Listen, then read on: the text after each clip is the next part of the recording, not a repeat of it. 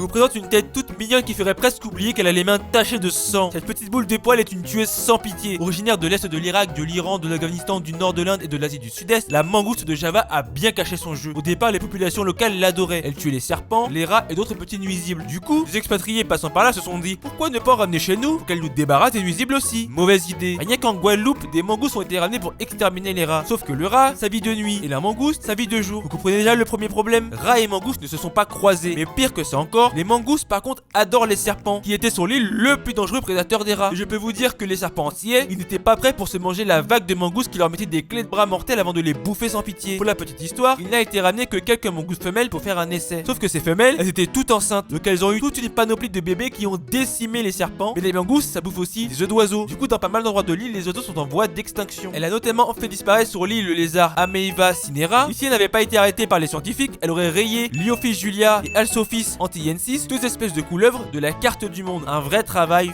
foiré. Bref, dans toutes les îles où elle a été introduite, la mangouste de Java a massacré les populations d'oiseaux, de reptiles et de petits mammifères. Pire encore, attirée par l'activité humaine, elle a commencé à bouffer des poules, des canards et autres volailles. Faut comprendre que la mangouste est habituée à se battre avec des serpents hautement venimeux. Alors de la volaille sans défense, c'est du pipi de chat. Cette mangouste est un démon hautement invasif au point qu'elle ne peut plus être importée, élevée ou transportée de quelque façon.